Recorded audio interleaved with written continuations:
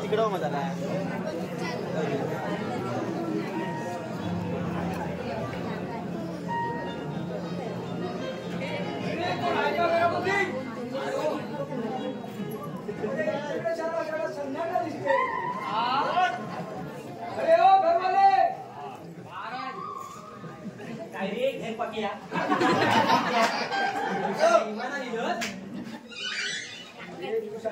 कशाला करते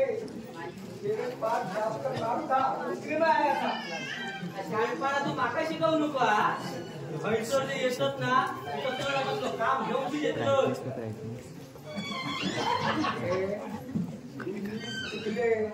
आपले वाजते 4 बार पाय पडते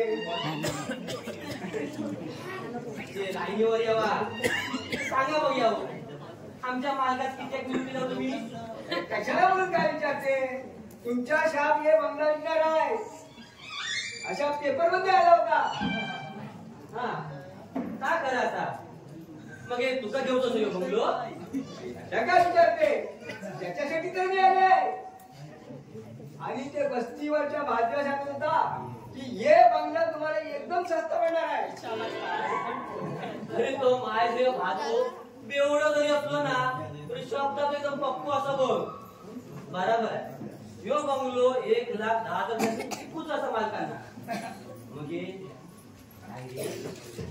त्या भाज्याने चिरीमिरी सोडतीलच अरे सोडणार तर अरे इकडे येताना त्याला 50 रुपये दिले आहे आणि माझ्या काम झालं ना आणखी 50 त्याला देणार आहे पण पक्या तू का नाही या किती विसरायला बघ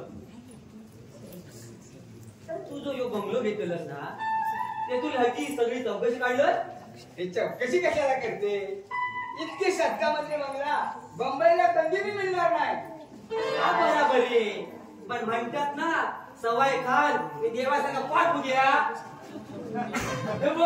केली आमचे मालक हा नमस्कार नमस्कार नमस्कार हो मी ओळखलं नाही आपल्याला तुम्ही आम्हाला ओळखत नाही आम्ही देवीराज शेट्टी हे तुमच्या बंगल्यावर आले आहे अच्छा म्हणजे तो भागव्या म्हणत होता ते शेठजी तुम्हीच का तेच मी बरं हो या ना बसा शेठजी श्रीपती शेठजीला चहा अरे या टायमाला मी चाय नाही पिली मग एकदम थंडीगार सरबत घेऊन येते मी अरे नाही शरबत बी नाही पिली थोडी बिमारी असते ना अगे राहुल्या मरती गेली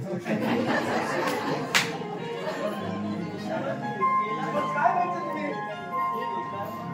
हा बंगला मी शक्य तितक्या लवकर विकणार आहे आणि त्यासाठी मी पेपरला जाहिरात दिली होती किंमत तर तुम्हाला माहित असेलच हा 1,10,000 रुपये बरोबर आहे ना बरोबर अहो सध्याच्या मानाने ही किंमत खूपच कमी आहे पण मुंबईला मला एका कंपनीची एजन्सी मिळाली आणि त्यासाठी मला पैशाची खूप आवश्यकता आहे तुमच्या सगळ्या जे कागदपत्र तयार असेल तर ते द्यायच्या वकिलाकडे आता तुम्हाला कसे वाटते माझी काही हरकत नाही पण शेठजी मी कागदपत्र तयार करायला माझ्या वकिलाकडे दिला 4-5 दिवसात देतो म्हणाले मग व्यवहार काही पूर्ण करून टाकू चालेल मला पण काय घाई नाही पण कधी यायच्या ते सांगा म्हणजे येताना सगळ्या रक्कम घेऊन येते हा आणि रोख रक्कम द्यायच्या की ड्राफ्ट द्यायच्या ते पण सांगा रोख रक्कम दिला तर फार बरं होईल तशाच करते मग आता ऍडव्हान्स किती द्यायच्या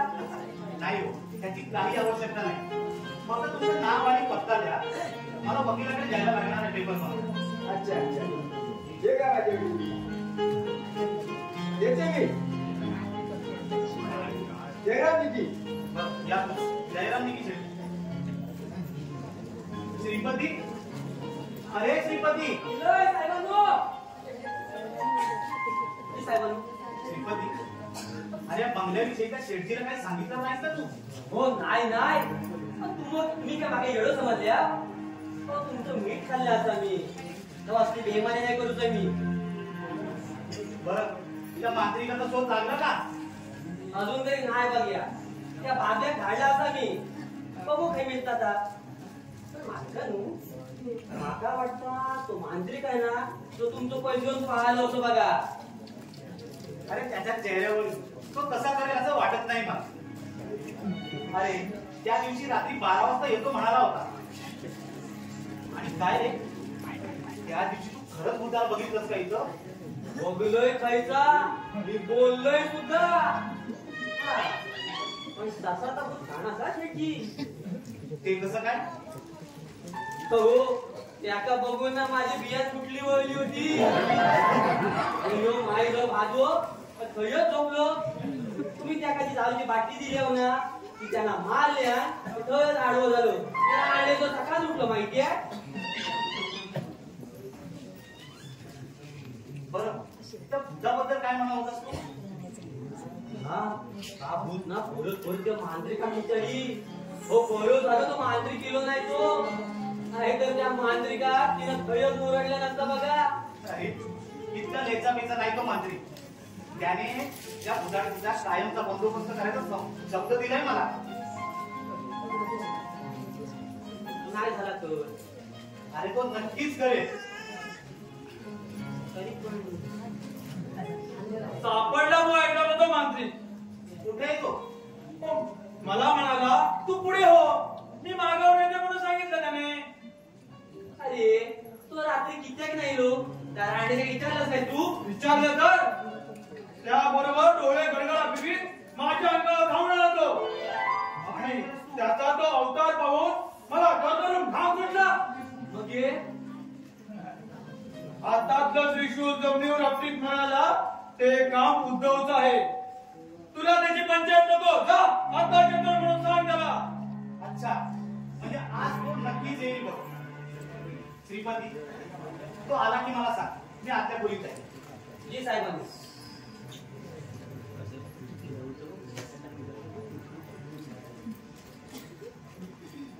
काय पण म्हणा भाजव्या, या मांत्रिकाचा लफडा आहे ना आपल्या मालकाची पचूच नाही बघ.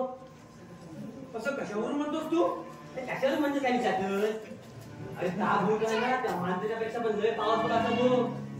त्या भूत त्या मांत्रिका खलास केल्याशिवाय रमतो नाही बघ. मी आता ठरवलंय बुवा, रातच्या खायचं रमतो नाही मी आता. अरे कसलं भूत आणि कसलं काय घेऊन बसला असतो? अरे माझ्या तावडीत सापडली ते भूत. मग बघ त्याच्या भूताच्या केसाला लावून भिंतीवर लावून काय भैया? बोल. तुला रे बघी. त्याचा जर राग गेलो ना तर तू का फयर मोडतील असो.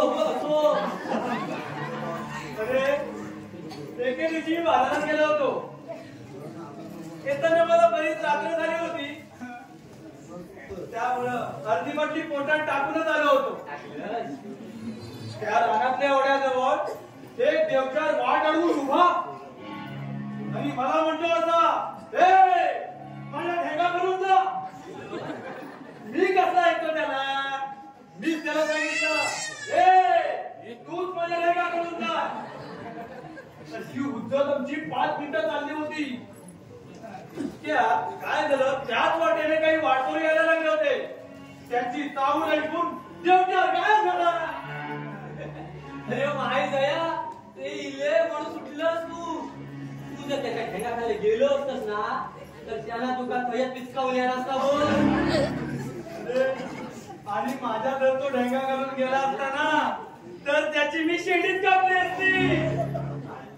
कारण देवचाराची शेंडी कापून जर घरात ठेवली ना तर माणूस लक्षात येतो. हे माहित आहे मला. अरे माय दया, तू जर लक्षात झालंस ना तर दारवा पिऊन पिऊन भिक्षा देऊन केलं. पण काय रे शेट्टीने तुका सिरीमेल सोडलेलं म्हणे.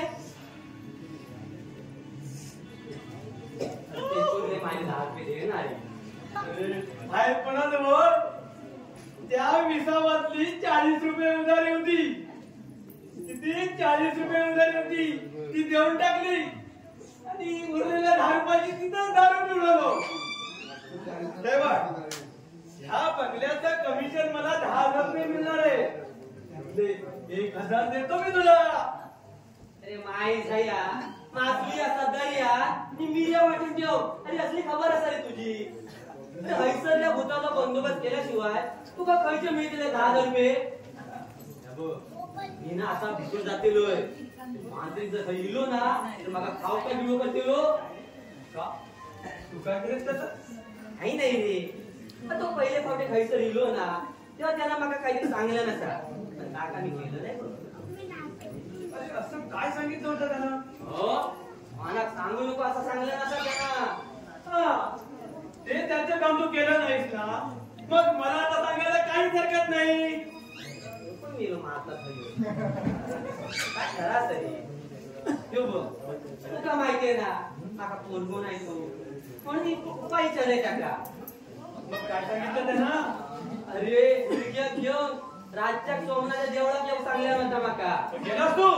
खायचो जातेलोय कासार पहिली माझ्या हिरग्याच्या तोंडात ती तांब्याला नाचूचा दिग निघू करताय. तुका गुलाबी लाडी सगळा लावलोय पिओ सुद्धा दिलोय. मला इलो नाही तो म्हणजे काय. अरे माझो पण हरलो रे. मामीनी मला दूध दिला नसा ती दिला मी त्या खाऊ बघ काय गुण पडतात ते. हा, म्हणूनच घाबरतोस का तू त्या स्वामीला? जाऊ दे रे. पण भाजूया तू कसाला मी एक विचार म्हणतोय आठवत नाही बघ मला जरा बोल. काय विचारायचे तुला?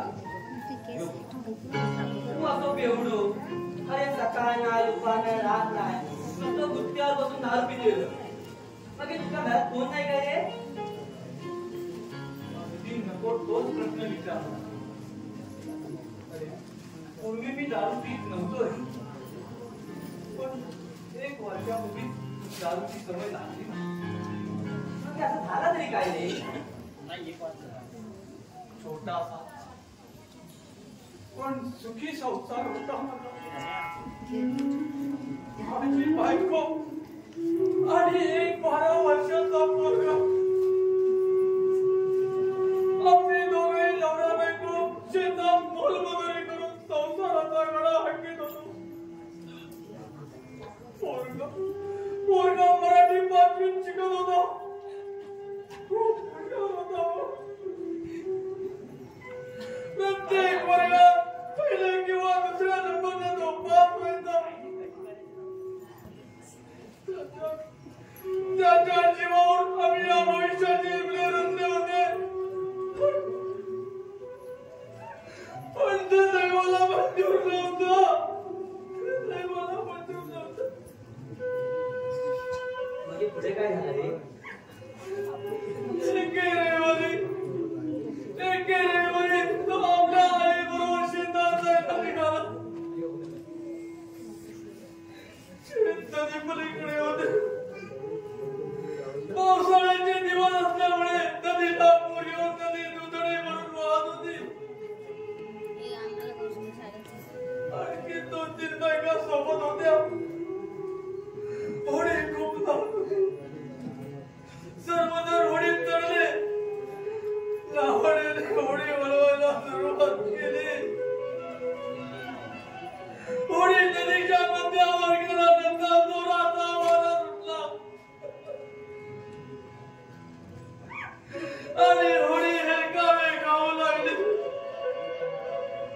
सर्वांनी एका जागावर टाकला, वाचवा वाचवा.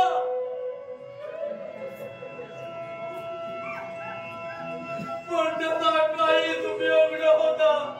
सर्व प्रवाशांच्या होडीचा हाती गेले.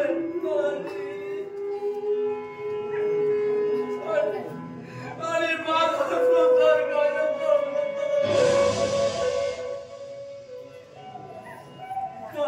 उद्ध्वस्त झाला. एक वेळ मी बायकोचं दुःख विसरू शकलो असतो रे. पण माझा पोरगा माझ्या पोरग्याची या जगाची ओळख होण्यापूर्वी काळाच्या उन्हात कायम जागड्या पोट गेला रे. कायम जागड्या पोट गेला. जगात मी पचवू शकत नाही श्रीमंत.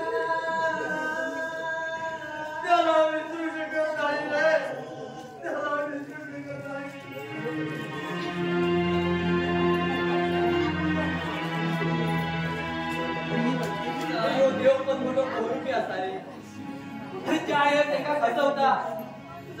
हे करावं लागेल. असली या दुश्मनामध्ये येऊ नको रे देवा.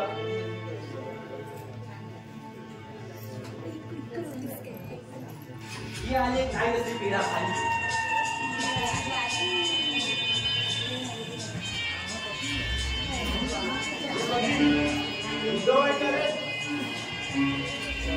माका काय खबर नाही बघ. तुला माहित नाही तुला माहित असतात. हे बघ आणि हे तर काय कळतील की काय नाही म्हणजे तुका खबर नका. अरे तू तुझं मत तू माझं बघतेल बघ. अरे उद्धवने हा बंगला विकल्यावर बरोबर तयार की. अरे रस्त्यावर भीक मागण्याची काळी आली की तुझा हा ताकदपणा आपोआप कमी होणार आहे. अरे निश्चयच्या तू इथं इलस काय आणि मी तुला कुठल्याची किंमत दिली काय तरी बी आपला भावा तुला चालूच रे. अरे असं पिसालेल्या कुत्र्याला काही विवादच कशा रे. पिसाळलेल्या कुत्र्याला गोळी घालायची असते श्रीमती. आमच्या मध्ये कोण तिचा बाप. अरे हे बाबू तुम्हाला ना तुम्ही अरे कोणाची कसा बोलू का त्याचं घरात आहे का बोलते माझ्या कामात. काय मग नितेश हल्ली वरतीवर येतोस या बंगल्यावर. त्यामुळे तुझ्या पुण्यात का दुखतं. अरे माझ्या पोटात टोकायला मला काही अजून नाही झालंय. नाही म्हणजे मुंबई इतक्या दूर तू इकडे येतोस त्याआधी काहीतरी खास काम असलं पाहिजे तुझं. उद्धव माझा मित्र आहे म्हणून त्याला भेटायला येतो मी. म्हणजे त्याच्या दुःखात सहभागी व्हायला की कसल्या कारस्थानाचा कडरा चायला. तुलाच माझ्यावर आरोप प्रत्यारोप करूनच विजय तुला ते फार भाग पडणार आहे. या दादागिरीच्या भाषेत तू माझे बोलू नको नितेश. गुंडगिरी करायला हा काय मुंबईचा अड्डा नाहीये. हे गुंड कोण आहे हे त्या गावातील सर्व लोकांना पूर्ण कळून चुकलं आहे. अरे स्वतःच्या बहिणीचा ढकलत काटा काढणारा माणूस तो. पुढे बोलून संपत्ती हातात घेईन तुझ्या. माझे काय ते एका मुलीवर बलात्कार करून नंतर तिचा खून केलास तू. खाऊ म्हणलं ना तरी मला ते चांगलंच पाव काय नितेश. अरे ती गेल्या वर्षीची घटना लोक आता कायम विसरून गेले आहेत आणि पुराव्या अभावी कोर्टाने त्यावेळी माझी निर्दोष मुक्तता केली होती. हे वर्तमानपत्रात छापून आलं होतं. हे विसरलंच वाटतं तू. अरे इतक्याच एका मंत्र्याला वशाला लावून निर्दोष सुटलायस तू. आणि कोर्टात तुझं निरपराधिता जरी सिद्ध केला असलंस ना तरी देवाच्या दरबारात तुला तुझ्या पापाचा जाप द्यावाच लागणार नाही. देवाचा दरबार अरे हे आजच्या युगात अस्तित्वात नसते ना कोणीच किंमत देत नाही. माणसाचा खरा देव हा पैसा असतो विजय. पैसा दुनिया झुकती है लेकिन झुकाने वाला चाहिए. अगदी माझ्यासारखा. अरे विषयाने उद्धवसाने कसे धंदे चालू आहेत ना त्याची पूर्ण खात्री पटली आहे मला. नाही तुम्हाला दोघांचा विचार तुम्हाला फासा लटकवलं ना तर नावाचा विजय नाही. भीष्म प्रतिज्ञा करून स्वतःबद्दल कमीपणा घेऊ नकोस. नाहीतर एक दिवस दुसऱ्याच्या मोदीने मारण्याची पाळी आहे तुझ्यावर. अरे आता मोठमोठ्याने ओरडताना गाढवाला कधी वागायचं येत नाही. अरे वाघ तो वाघ गाढवते गाढवात तुझ्यासारखे उकिडा फुंकणारे. तत्वज्ञानाचा तुकडा माझ्या घरी उतरण्याचा प्रयत्न केला म्हणून तू काही एखादा तत्ववेता होणार नाहीस. अरे या समाजात तुला किती किंमत आहे याचा अगोदर शोध घे स्वतःशी. मी नंतर आहे माझ्याशी बोलायला नवे तत्वज्ञानाचे फुकटचे डोस पाजायला. अरे तुझ्यासारख्या नरपशुला तत्वाने डोस बनवायला काहीच उपयोग नाहीये. त्यावर फक्त एकच उपाय आणि तो म्हणजे ते हातपाय तोडून तुला काय पाहिला करणं. अरे यापूर्वी तुला ते हातपाय तोडले होतेस का. नाही पण त्याचा शुभारंभ मी तुझ्या बाजूलाच करणार आहे. यापुढे तुझ्या बापाला विचारू दे. माझा बापाचा गौरव चालेल नाही तर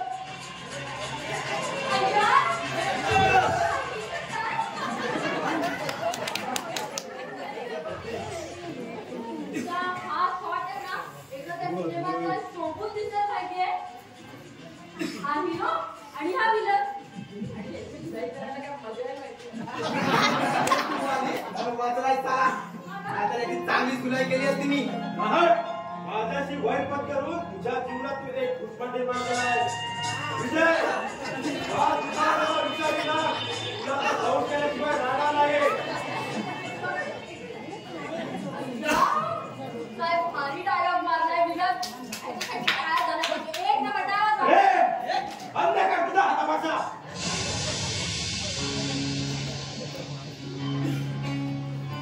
काय हिरो काय हिरोईन आहे तू.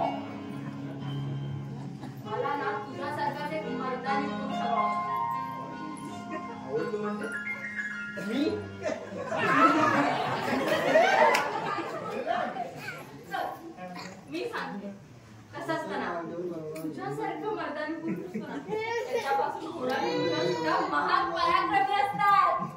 म्हणजे तू तर विचार तरी काय आहे? विचार तुझ्याशी लग्न करण्याचा ठाम. कळलं ना मला भाव घेऊ या दृष्टीने माझ्याकडे पाळणार आहे. तेव्हा म्हणतो शिवानी या गोष्टीचा अजून विचार करता येईल तुला. काय उद्धव उद्धव काय हे बघ, त्यांची आहे ना माझ्या मामाच्या बाजूला आणि म्हणून त्याची आमची थोडीशी ओळख म्हणजे एकदम बघून नात वगैरे लागतो आमचं काही नाही असं फक्त नॉर्मल ओळख आहे. मग तू मारावड्या बघायला काय ते? अरे ह्या बंगल्यात ना एक भूत राहतं. मागे एकदा ना मला असं थोडंसं ओझरतं दिसलं होतं ते. पण एक दिवस ना त्या भूताला मी नक्की भेटणार आहे आणि त्याला विचारणार आहे, तू का राहतोस बाबा इथे? असल्या गोष्टी तुला फार कसं वाटतं? अरे हो ना, त्या भयानक कथा असलेले सिनेमे पण मी किती बघते म्हणून सांगू. पण मला सांग, लग्न झाल्यानंतर तू मला असे भूताचे चित्रपट वगैरे पाठवशील ना?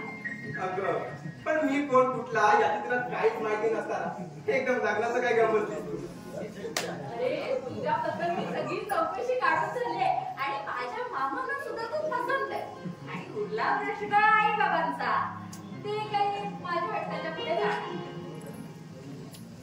अगं पण उत्तर जरी कळलं ना तर तो माझा गळा घोटून आत्म्याला शादी करू शकतो माझ्या.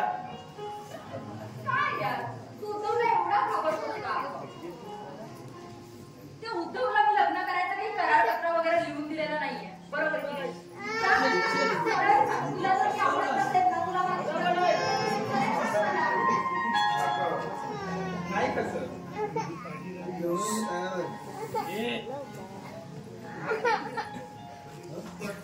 पण माझी एक अट आहे.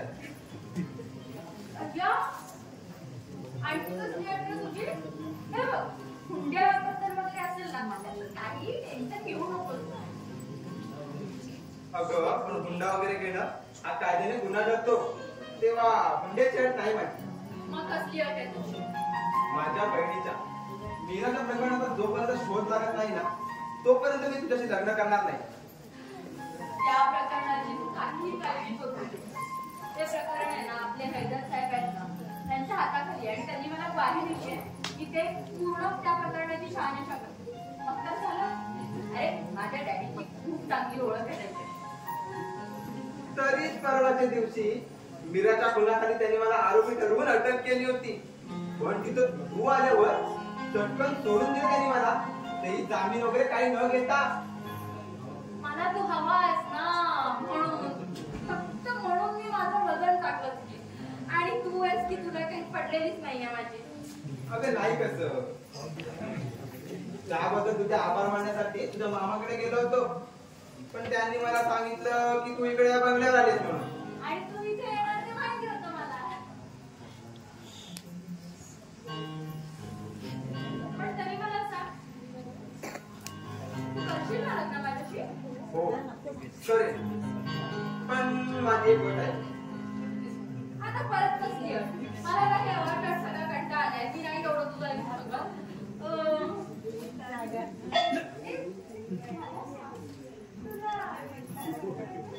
नाही ग, मला कुठे डान्स येतोय. सिनेमा सारखा रे. नाही, नाही. म्हणजे मला एवढे सिनेमे आवडतात तर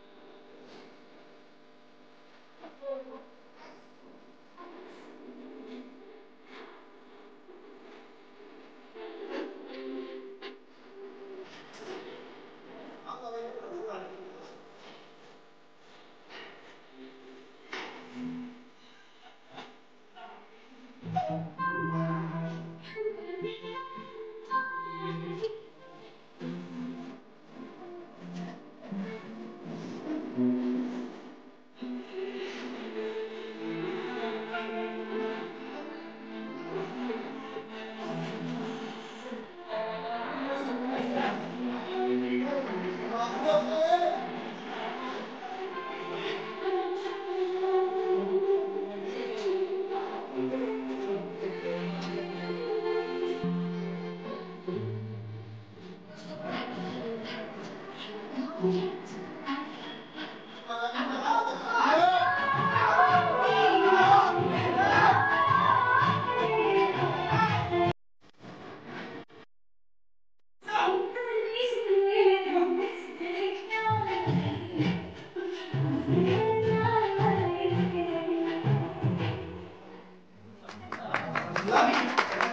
चाललंय? तू बाहेरच गेलीस म्हणजे मला वाटतं की तू बाहेर गेला नसेल का? याच्या बरोबर प्रेमाचा लफंडाव खेळताना तुला लाज कशी वाटली नाही? अय्या खरंच? हा म्हणजे हा तू बघितलंस ते बरोबर आहे. अरे पण आम्ही नाटकाची प्रॅक्टिस करत होतो. ऍक्च्युली ना मुंबईला मला एक आकाश नावाचं नाटक आहे. त्याची सादर करत होतो आणि तेवढ्यात हा आला मस्त मी आमचा शॉट चालू होता आणि तू खरं नाही का सारखं येऊन काय रे विजय, तुला कशी लाज वाटायला सोडली? अरे पण तू मला तर म्हणजे डोस पाजायला विश्वाई लागते कोण तुझी? ही माझी कोण लागते हे तुला चांगलंच ठाऊक आहे. म्हणूनच मुद्दाम माझ्या जखमेवर मीठ चोळतोयस तू. अय्या तुम्ही दोघे भांडताय?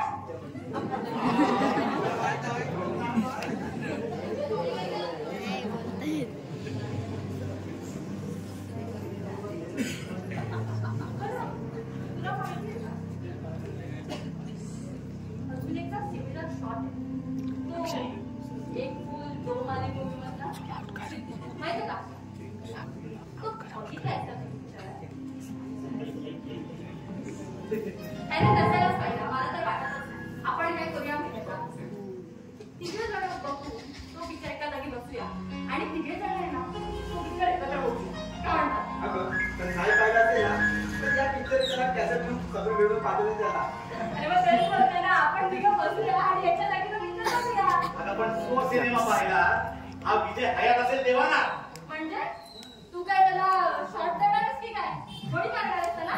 अरे हा मला शूट करणार. कधी कोणाला शूट केला का विचार त्याला.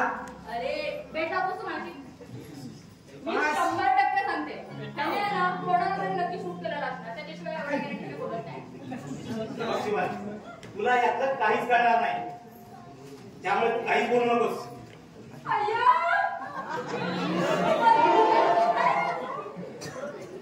हे बघ किती चालले. अगं हे तू चल. तोंड दाखवू नकोस. चल रे तू.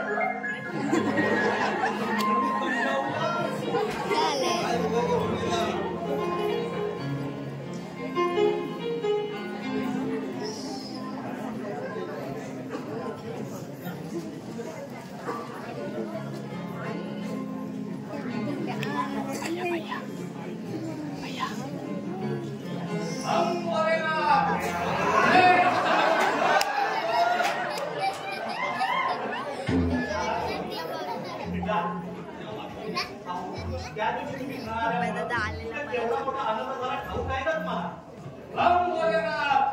काय झालं वत्सा? कसल्या काळजीत आहेस तू? बोल, एका क्षणात त्याचं निवारण करतो. अहो, ही आश्वासनाची खैरात नको मला. पण त्या दिवशी तुम्ही मला असंच सांगितलं होतं पण आला काही नाही. रंग भोलेनाथ, त्या दिवशी मी इथून गेल्यावर मठात जप करायला बसलो आणि तुझा प्रश्न माझ्या शक्तीला विचारला. तेव्हा ती शक्ती मला म्हणाली की अमावास्येशिवाय हे काम होणार नाही म्हणून. अहो पण तसं तुम्ही आम्हाला निरोप द्यायला हवा होता का? रंग भोलेनाथ, निरोप पाठवायला मी तुझा नोकर आहे का? आम्ही आमच्या परीने स्वतंत्र असतो. कुणाच्या दडपणाला आम्ही बळी पडत नाही. तुला जर एक काम करून घ्यायचं नसेल तर हा पहा मी चाललो. रंग भोलेनाथ. अहो ते रागाने जाऊ नका. तो सध्या माझी मनस्थिती ठीक नाही. त्यामुळे कुणाशी कसं बोलावं हे मला काहीच कळत नाही. रंग भोलेनाथ, तुझ्या अंतरीच्या भावना जाणू शकतो मी. तू सध्या चित्रकोंडीत सापडला आहेस. तुझ्या भावी आयुष्यावर एक माणूस गदा पाहतो आहे. तुझ्या तोंडातील अर्धाधिकार त्याने हिसकावून घेतलाय, होय ना? होय स्वामी. हो जिजाशी मी लग्न करणार होतो. हो तिला त्याने प्रेमाची भुरळ पाडून आपलंसं केलंय. त्याचा वेळीच बंदोबस्त केला नाही तर तुझी सगळी कर्मे तो चव्हाट्यावर आणून तुला तुरुंगाच्या हवा खायला पाठवणार आहे. स्वामी मी त्याचा खून करेन. माणसाने माणसाचा खून करण्यासारखं पाप नाही दुसरं. या कलियुगात इथे केलेली कर्मे इथेच भोगावी लागतात. मग स्वामी त्यावर तुम्हीच काहीतरी उपाय सुचवा. राम भोलेनाथ, हे काम तू माझ्यावर सोपव. येत्या आठवड्यात 20 तारखेला अमावास्या आहे. त्या दिवशी या बंगल्यातील उतारतीला त्याचा बळी द्यायचा. त्यामुळे तुझा पुढील फायदा होईल. तो कसा काय स्वामी? राम भोलेनाथ, त्या भुताडकीला त्याचा बळी दिल्यावर ती भुताडकी इथून कायमची निघून जाईल आणि त्यामुळे त्याचा काटा निघाल्यावर तुझा मार्ग मोकळा होईल लग्न करण्याचा तुझ्या प्रेयसी बरोबर. होय स्वामी, कल्पना एकदम छान आहे. राम भोलेनाथ, नुसता हुरळून जाऊ नकोस वत्सा. यात जर का थोडीशी चूक झाली तर तो डाव तुझ्यावर उलटण्याचा जास्त संभव आहे. पण स्वामी तो अगोरीपर्यंत तुम्हीच करणार आहात ना, मग या चूक होण्याचं कारण येतच कुठे? राम भोलेनाथ, या तुझ्या पापात मी सहभागी होणार नाही. मंत्राच्या सामर्थ्यावर मी ते अघोरी प्रयोग तुझ्याकडून करून घेणार आहे.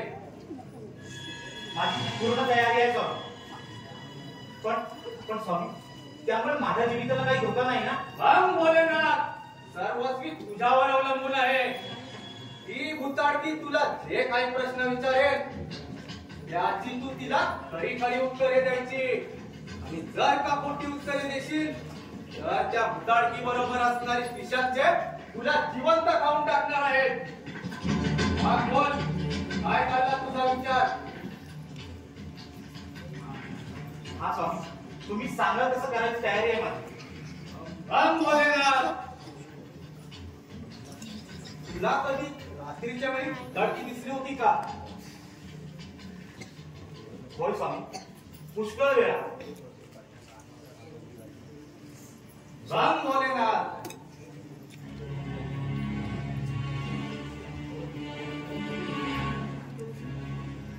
स्वामी तुम्ही फक्त इथली भुताडकी कायमची नष्ट करा म्हणजे झालं.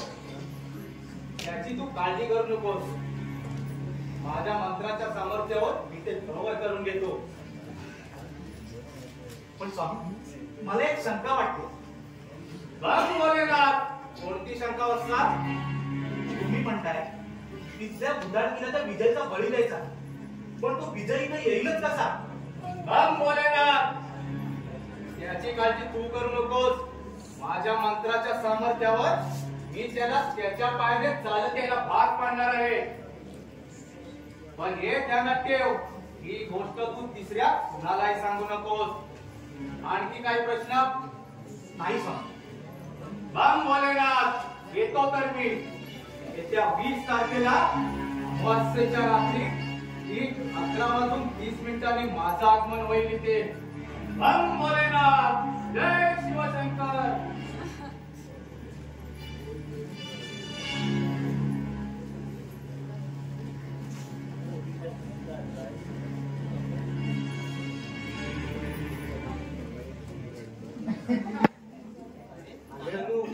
सहभाग केले मी वळते आता माझ्या घराकडे.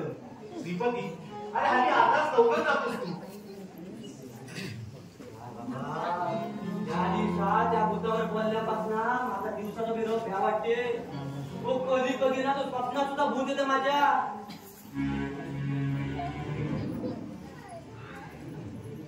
हे बघ, आणखी थोडे दिवस कळ काढ. त्या भूताचा समीप काळ आता जवळ आला. बरं साहेबांनो, स्वामींनी त्या भूताविषयी काय सांगितलं हो? तसं फारसं काही सांगितलं नाही. पुढच्या महिन्यात येतो म्हणाले. साहेबांनो, तुम्ही हो बंगलो ऐकल्यानंतर माझं काय हो? मी काय जायचो? मी काय नोकरी करी येतो? अरे त्याचा पूर्ण विचार केलाय. हा बंगला विकल्यावर मी तुला 15,000 रुपये देणार आहे. ते घेऊन तू गावी जा आणि कसला तरी धंदा कर तिथं. होय होय, धंदा करतेलोय मी. 2 म्हशी घेतलोय आणि सगळे हॉटेलवाले का घालतेलोय. काय घालणार आहेस? दूध आणि दूध घालणार हो. आणि तसं ते माझ्या मुलग्याच्या मनात ह्योच दंग होता बघा. मग हे काय ताकद घालायचं. बोल त्याच्या या बंगल्यात बाई काय करतात बोल नाही तर अरे सांगते पण मला मारू नको. अरे विचारलं नाही. काय इतर का मुलगी तुम्हाला शिकू नको.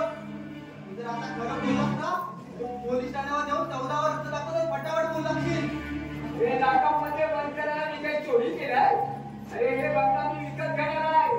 त्यासाठी त्याच्या बाहेरून निरीक्षण करत होते. माझे का उद्धवरावचे उद्धव हा मुद्दा खरा आहे का? होय साहेब. तशी शेट्टीची या बंगल्याची बोलणी केली आणि 1 लाख कशाने रुपये आमचा शब्द टाकलाय आणि तुम्ही आम्हाला घेऊन समजून आमची कॉलर पकडते. आम्ही तुमच्यावर कोर्टात केस घालणार आहे. कोण समजते तुम्ही स्वतःला? आमचा गैरसमज झाला ना शेट्टी. त्याबद्दल रागू नका. आधी तोंडात मारायच्या आणि मग साडी मारायच्या. पंतप्रधान आमच्या जवळचे नागरिक आहे. त्यांना सांगून तुम्हाला डिसमिस करायला लावेल. पण समजते का तुम्ही स्वतःला? कोणाच्या भाषेत तुम्ही माझ्याशी बोलला का शेट्टी? तुमच्यावर चोरीचा खोटा आगाम तुम्हाला या क्षणी अटक करू शकतो. मग तुम्ही पंतप्रधानांना बोलवा किंवा आणखी कोणाला. त्यामुळे माझं काय बिघडणार नाही. अरे मी मुंबईला राहते. मुंबईचा सगळा राजकारणी लोक मला ओळखते. हा म्हणजे ते सुप्रसिद्ध देवीला तुम्हीच वाटतं. अरे तुम्ही काय आमची थट्टा करते इन्स्पेक्टर? आम्ही ते देवीलाल नसते. आम्ही देवीलाल मक्कानी. आमच्या मुंबईला 20 कापड गिरणे आहे. काय 20 कापड गिरणे? जे काय? अरे तुम्हाला तुमची मस्करी करते काय आम्ही?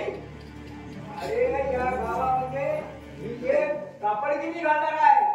त्याच्यासाठी हे बंगला विकत घेणार होते. पण ते आता मला नकोच आहे. माझा ना त्या बिचारा उद्धववर का काढताय? आता तुम्ही जरी ऑफर नाकारलीत ना तर माझ्यामुळे त्या बिचाराचं नुकसान होईल. होय शेठजी. हो वकिलांकडे कागदपत्र बनवायला टाकलेत मी. 20 तारखेला देतो म्हणाले. 21 तारखेला व्यवहार पूर्ण करू. आणि हा त्या खरेदी पत्रावर साक्षीदार म्हणून मी सही करतो. हा तशा असेल तर मी हे बंगला खरेदी करते. सगळा रोख रक्कम 20 तारखेला घेऊन येते. पण एक शब्द आहे, तुमच्या खरेदी खतामध्ये जर काही चूक सापडला तर मी सही करणार नाही. काय समजली ना? त्याबद्दल तुम्ही निर्धास्त राहा शेठजी. अगोदर मी सगळी कागदपत्र वाचून पाहतो आणि मगच पुढचा वेळ ठरवतो. मग तर झालं. अच्छा येते तर मी.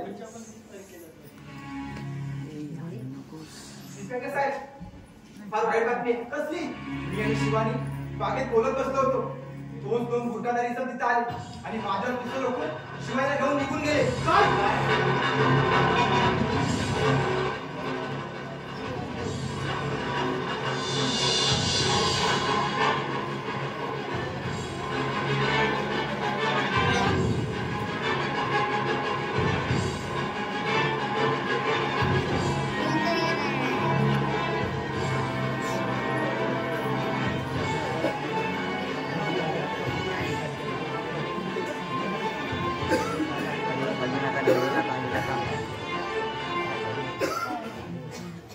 शिवानीच्या अपहरणाची मला काहीच कल्पना नाही उठवली. त्यावेळी मी तुझी वाट पाहत तुझ्या नॉलेजच्या खोलीत थांबलो होतो. अरे या गावाची नवीन आहे. अरे तिची इथं कुणाची दुश्मनी नसताना तिला पाहून देण्याचं धाडस केलं तरी कुणी? मला वाटतं हे सारं कारस्थान त्या विजयचंच असलं पाहिजे. अरे पण विजय समोर तिचं अपहरण झालं होतं. अरे त्यानेच आम्हाला इथे येऊन सांगितलं.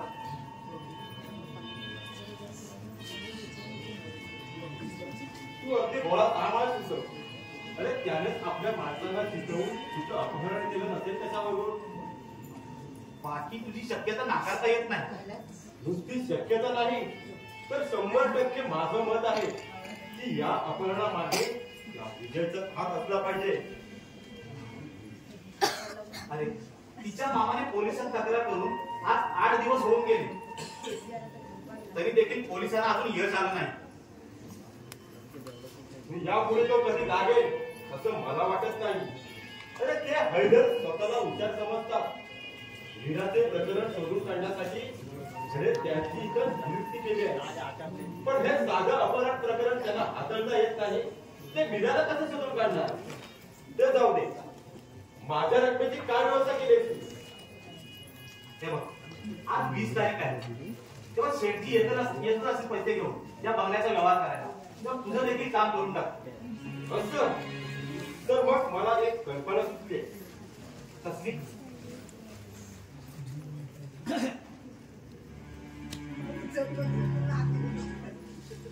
त्यामुळे तुझा बंगला तुला विकावा लागणार नाही. आणि जर का तुझी विकायची इच्छा असेल तर त्यासाठी दुसरं गिऱ्हाईक बघतो. अरे पण ही तुझी कल्पना मला खूप भयानक वाटते. अरे अचानक आपल्या दोघांनी तुरुंगाची हवा खायला लागेल. हे सगळं तू माझ्यावर सोपव. अरे त्यामुळे आम्हा दोघांचाही फायदा होणार आहे. तू मला देणं असलेली रक्कम पण तुला द्यावी लागणार नाही. हे बघ, जे काही करशील ते जपून कर.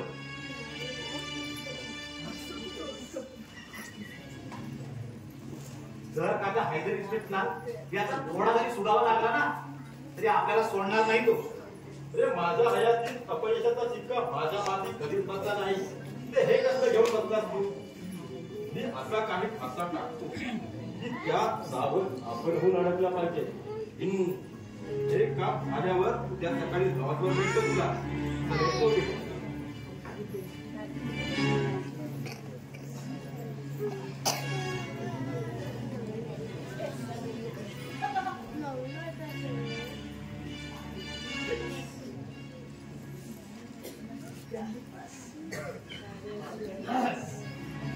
अरे भाभ्या, अरे आहेस कुठे तू? अरे 8 दिवस पत्ता कुठे तुझा? साहेब काम शोधायला म्हणून शहरात गेलो, पण कुठेच नोकरी मिळाली नाही. अरे नोकऱ्या काय असं रस्त्यावर पडल्यात का? अरे इथं सुशिक्षित माणसाला नोकरी मिळत नाही. तुझ्यासारख्या अशिक्षित माणसाला कोण नोकरी देणार? काय तुमचं म्हणणं साहेब? एका हॉटेलमध्ये मला नोकरी मिळाली होती, पण तिथले मालक म्हणाले एखादा ओळखीचा माणूस घेऊन ये. पण एवढ्या मोठ्या अपार्ट शहरात मला ओळखीचा माणूस कोण भेटणार? पण इकडे तिकडे भटकून 2 दिवस काढले आणि आलो परत. आलास ना तेच बरं केलं. अरे आज शेठजी येणार आहेत पैसे घेऊन या बंगल्याचा व्यवहार करायला. तेव्हा तुझं कमिशन तुला मिळणारच आहे, कारण त्या शेठजीचं गिऱ्हाईक तूच आणलं होतंस ना. पण साहेब एकदम स्वस्तात विकता तुम्ही हा बंगला.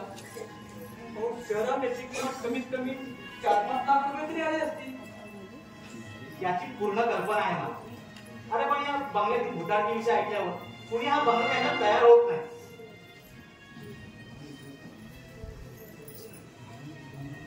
म्हणून इथून मी कायमचा मुंबईला स्थायिक होणार आहे.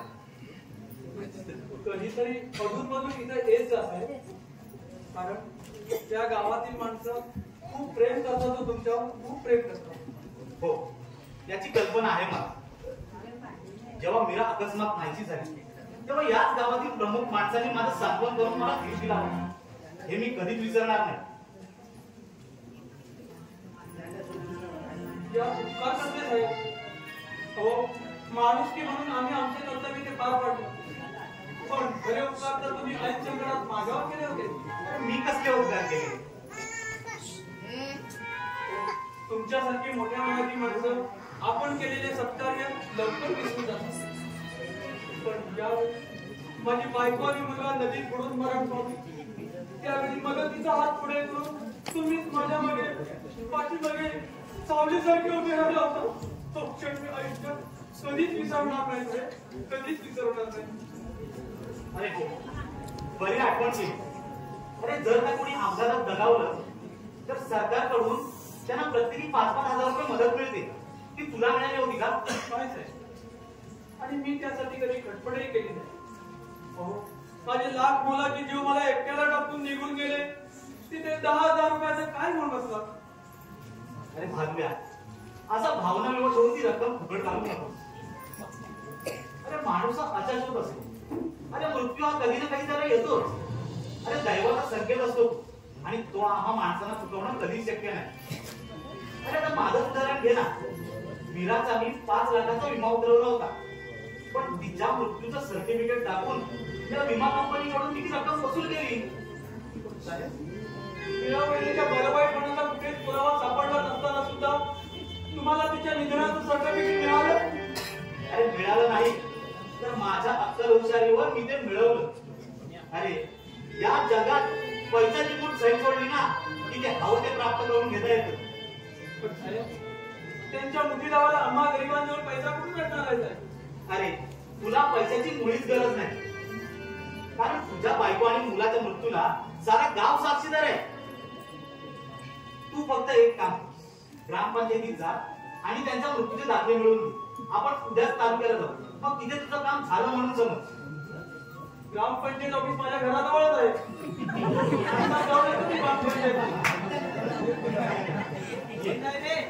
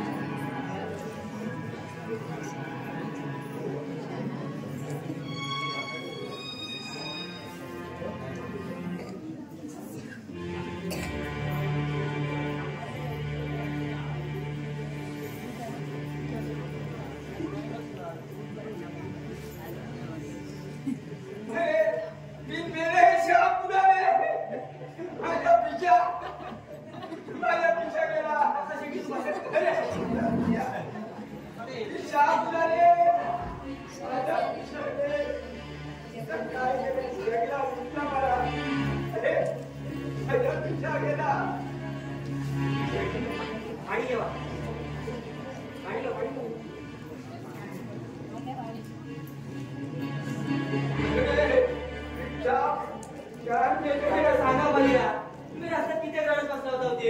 माझ्या पिशाच्या काय करते? तुमचा पुराण बंद करा, याच्यापुढे काही सांगा. तुम्ही जर असे रडत बसला होता तर तुमचा रडा बघून तो मागा श्रीपती, तू अशा म्हणून माझ्या जखमेवर नमत होते. हे बरा नसते. माझ्या 1,20,000 रुपये चोरीला गेला आहे. या आईचा घोतळे. या पुराणाचा बंद करा आणि सांगा बघ्या, तुमचे पैसे कोणी चोरले ते? अरे ते मला पण माहित नसते. अरे पैसे तुमचे चोरले गेले आणि कोणी चोरले तर तुमचा माहिती नाही? काय हो शेटू, तुम्ही ठीक असत ना? अरे मला काय झालाय, मी चांगला ठणठणीत आहे.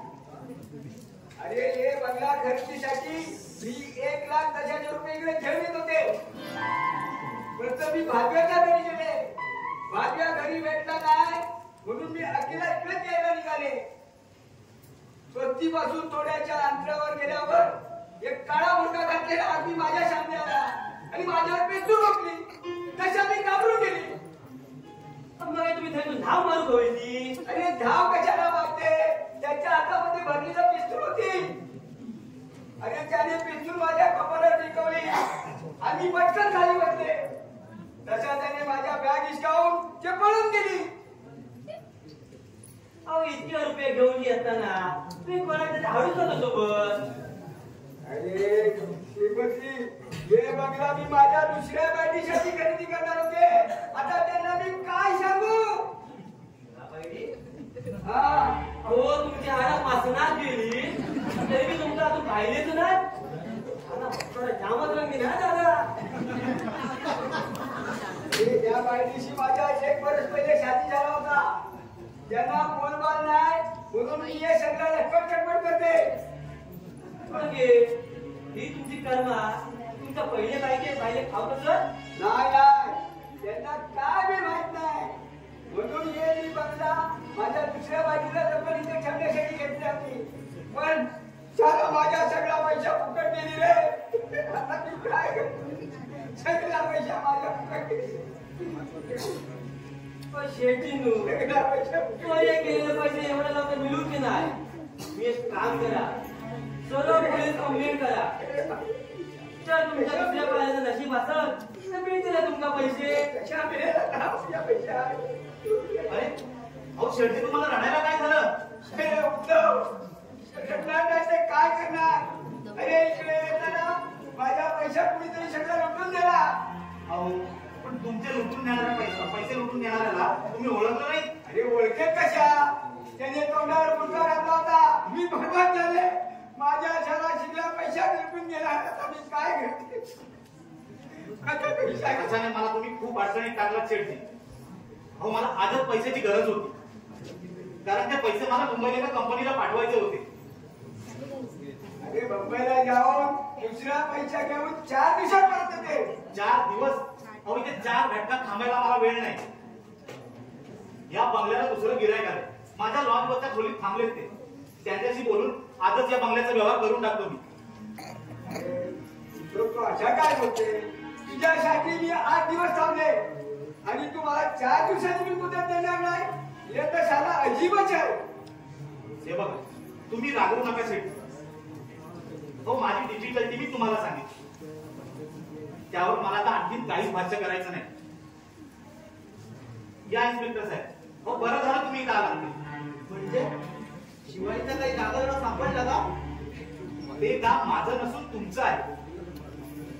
तुम्हा पोलिसांच्या चातुर्याच्या कथा फक्त कथा कादंबऱ्यातच वाचायला ठीक वाटतात.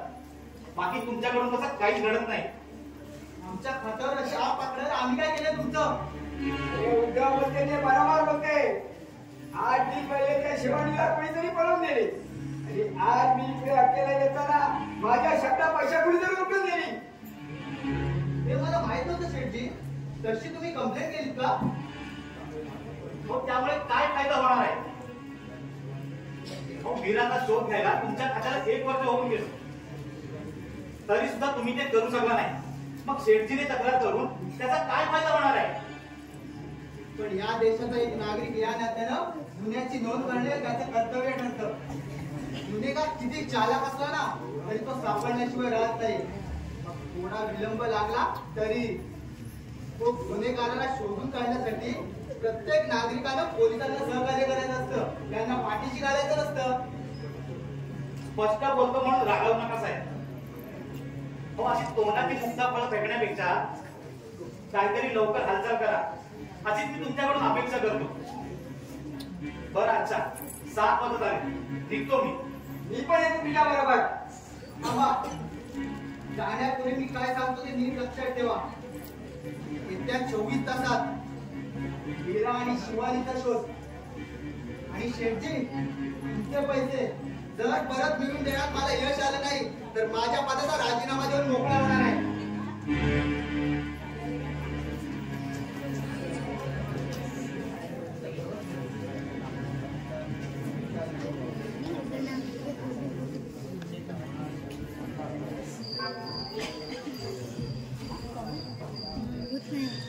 हलवू नका, हलवू नका.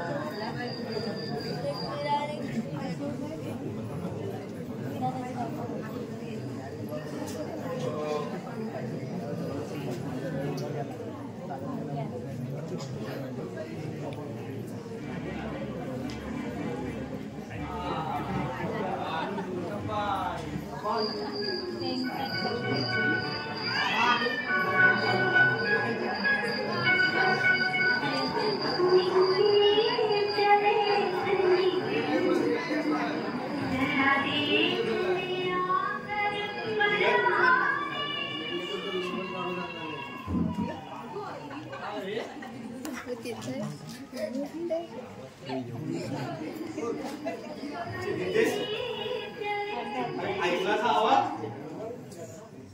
भूताटकीचा संचार झालेला दिसतोय.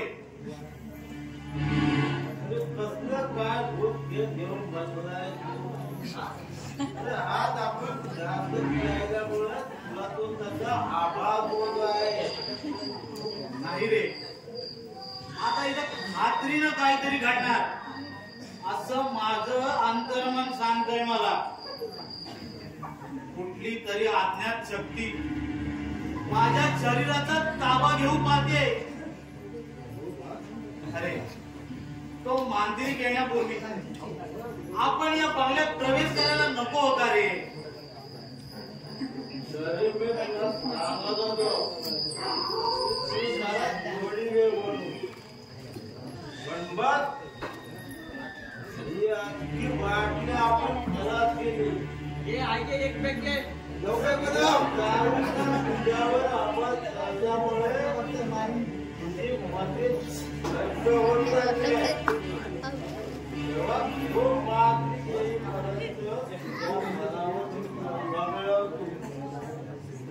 अरे 12:15 वाजत आले तरी अजून त्यांचा पत्ता नाही. हळूहळू धीर खचत चाललाय रे माझा. आता काय होणार कुणाच ठाऊ. काही होणार नाही. आजही तू अरे आतापर्यंत कितीतरी वाईट फसवण्यात आपण त्याचा कुणाला फिरावा लागला का सध्या आपलं नशीब फार जोरावर आहे. नकाचं जवळ आपलं नशीब हे पण ते पैसे नीट ठेवलेस ना. अरे त्या हैदरला थोडा तरी संशय आला ना तरी तो आपल्यावर उंची झडती घेईल. त्या इन्स्पेक्टरच्या बापाने त्याचा सुगावा लागणार नाही. समजा आपण त्याच्या थोडीशी झडती घेतली तरी त्याला काही सापडणार नाही. सुटकेस मध्ये सापडतील ते फक्त तुझे आणि माझे कपडे आणि पैसे तुझ्या गादीखाली सारी बंडले पसरवून त्यावर चादर टाकून ठेवले. त्यामुळे त्यांना मुळीच संशय येणार नाही.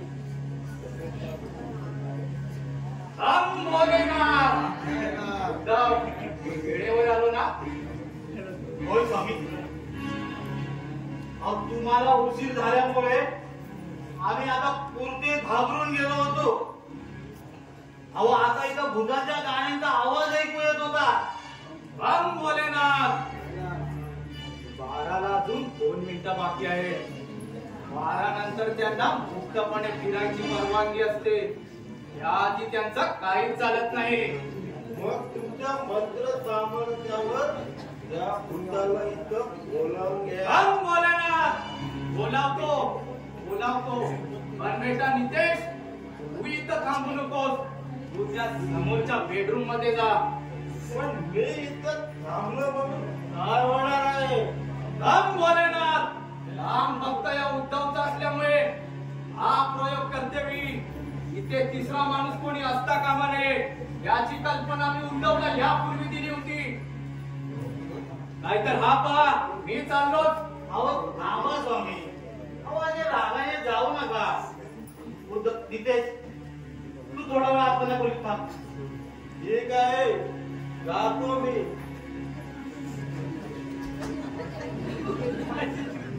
राम भोलेनाथ.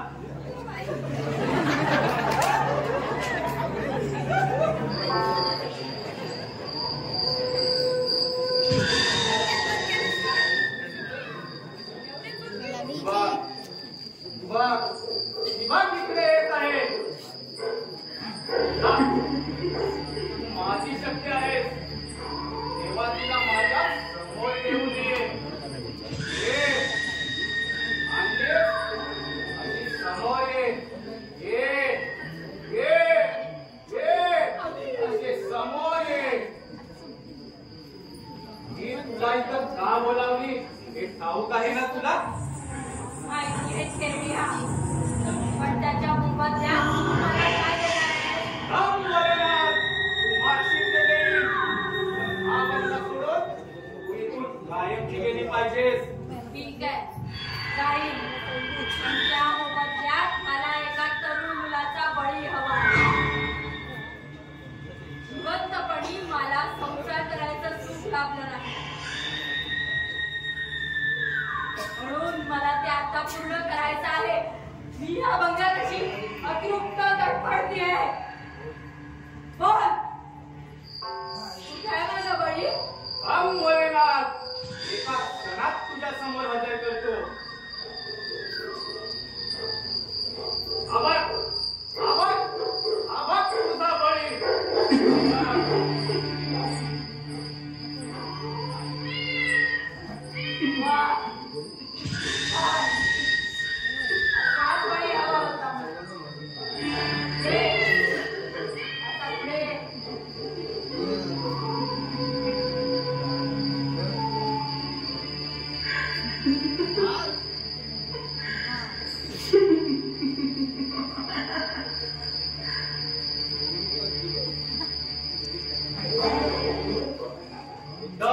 तुझं अर्धाधिक काम झालं आहे, पण तिने हा बंगला सोडलाय याला पुरावा काय? राम भोलेनाथ, परत तिला एकदा बोलावून याची खात्री करून घेतो. आणि हा तिचं नाव विचारायला विसरलो मी. अहो नाव कशाला हवंय आपल्याला? ती इथून गेली म्हणजे बस झालं.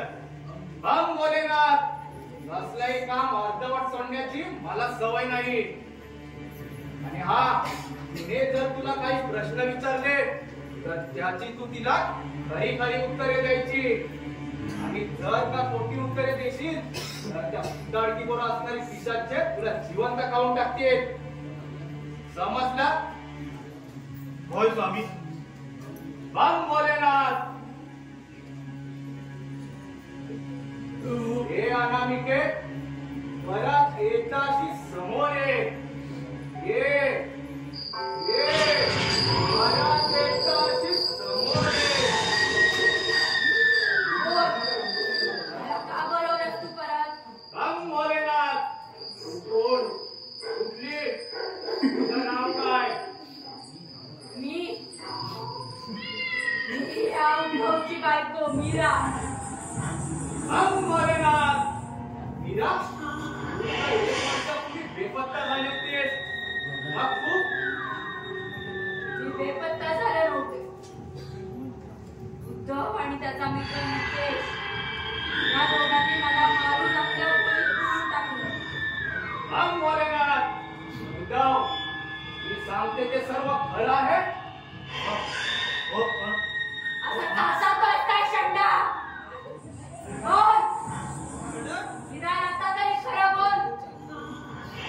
राम भोलेनाथ. स्वामी, आज रस्ता ऐकत नसेल तर तुम्ही याला माझ्या स्वाधीन करा. बाकी मी बघते काय करायचं. राम भोलेनाथ. उद्धव, मी तुला अगोदर सांगितलं होतं तुझ्या प्रश्नांना तू खरी उत्तरे द्यायची, पण तू द्यायला टाळतोस. आता तू आणि तुझं नशीब. मी निघतो आता. मी इथून गेल्यावर या बंगल्याचे दरवाजे बाहेरून बंद होतील. मग तू एकटा स्वतःची रिक्षा जावे. राम भोलेनाथ. स्वामी तुम्ही मला इथे स्वाधीन करून जाऊ नका स्वामी.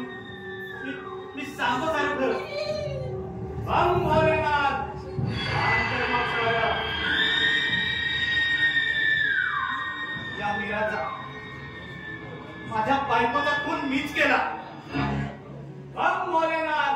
पण कशासाठी? मी आणि नितेश चरस गांजाचा धंदा करीत होतो. मुंबईतून एका एजंटाकडून नितेशने मला 2 लाखाचा चरस मिळवून दिला होता आणि इथल्या शहरात आणून आम्ही तो विकणार होतो. ही बातमी पोलिसांना कशी लागली कुणास ठाऊक. रात्रीच्या वेळी आमच्या कारवर पोलिसांनी धाड घातली. त्या अंधाराचा फायदा घेऊन मी कसा बसा निसटलो. त्याबरोबर त्या मुंबईच्या एजंटाकडून वारंवार धमकीचे फोन येऊ लागले. त्याबरोबर नितेशने मला पैशाचा तगादा लावला. पण एवढे पैसे भरण्याची माझी ऐपत नव्हती हो. मग या मीराचा खून का केलास तू?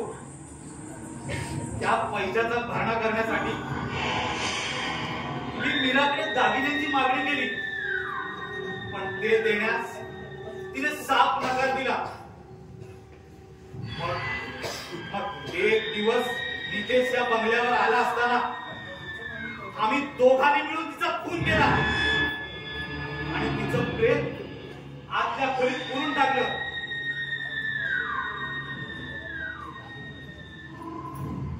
तिचे दागिने विकून 80,000 मिळाले आणि माझ्याकडचे 20,000 असे 1,00,000 रुपये आम्ही त्या मुंबईच्या एजंटला पाठवले.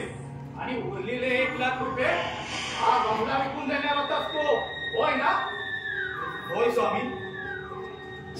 थँक्स उद्धव. तुझ्या बापाचा कबुली जबाब तू तुझ्या तोंडाने दिलाय आणि तो आम्ही मोबाईल मध्ये रेकॉर्ड करून घेतलाय. मीराच्या खुनाबद्दल मी तुला आणि नितेशला अटक करताय. साहेब, पण इतक्या रात्रीचे तुम्ही इथे? हा बघ तुझा साथीदार. आणि हे मीराचं भूत? मीराचं भूत नाही उद्धव, तर ती खरी खुरी शिवानी आहे. आमच्या सीआयडी खात्यात नोकरीला आहे ती. हे मांत्रिक नसून मांत्रिकाचा वेळ घेतलेले हवालदार कर्णिक आहेत. आणि साहेब ते शेती कोण तेही सांगून टाका. हा, ते शेठजी म्हणजे हवालदार चालले आहे. त्यांच्याकडून लुटलेला पैसा त्या बनावट नोटा होत्या. आम्ही त्या लॉजवरच्या खोलीत जाऊन जप्त केल्या आहेत. उद्धव, ज्यावेळी मीराच्या फ्लॅशी होण्याची फाईल झाली त्यावेळी मला तुझा जास्त संशय येऊ लागला. म्हणून मी विजयला भेटून मीराचा फोटो मिळवला. योगायोगाने या मीराचा आणि शिवानीचा चेहरा मिळता जुळता होता. म्हणून या बंगल्यातील भुताटकीचा मोठा आवाज निर्माण करून तुझ्या मोठी सापळा रचला आणि त्यात तू पूर्णपणे अडकला. तुझं मुला कधी पचत नसतो, त्याला कधीतरी वाचाही फुटतेच. मिस्टर कर्णिक, माय हवालदार सावली जीप घेऊन थांबले तेव्हा या दोघांना जीपमध्ये बसवा.